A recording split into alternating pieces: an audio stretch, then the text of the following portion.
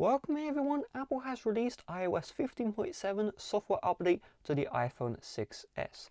First of all, there are no new features in the software, however, there are a bunch of under the hood changes. So this is the Apple Security Contents website, and the important part, this website is like 3 pages long.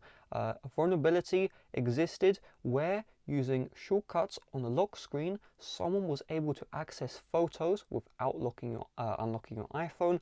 On top of this, there are a bunch of vulnerabilities. Websites such as Facebook could track you if you installed Safari web extensions. There are some Safari vulnerabilities as well here, and also kernel vulnerabilities. Okay, you can see this one. An application may be able to execute arbitrary code with kernel privileges, and also this vulnerability was actively used in the wild, so that ain't great. And also you can see here the contacts issue where an app may be able to bypass the privacy preferences.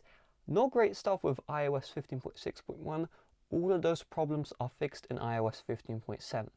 So you've upgraded to iOS 15.7, or you want to. How is the device? Is it running smooth?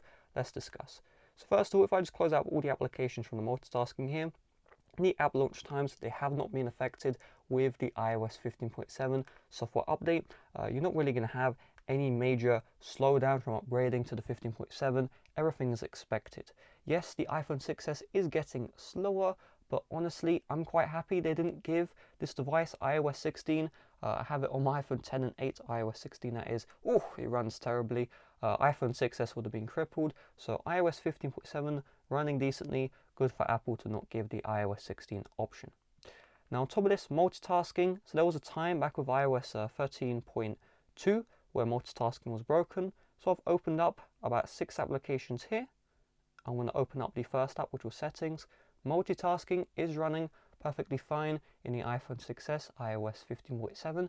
Do keep in mind though, if you do plan on playing games, your multitasking will cripple, although that really is something that applies with every iOS.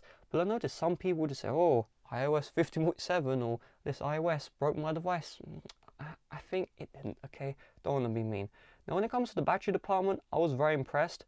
So first of all, you do need to check your battery health. I have 100% maximum capacity, so it's going to be good for me. If you have a lower maximum capacity, I do recommend that after the software update, if you do plan on updating, which I recommend, you just leave the device off until it cools down, okay? I recently updated my iPhone 12 mini.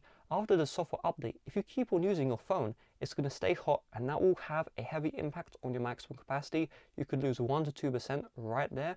I've had it in the past, so what I recommend, leave the phone off, wait until it's cool, and once it's cool, you can use the phone again, and you overall have a great experience. Great performance, multitasking as expected.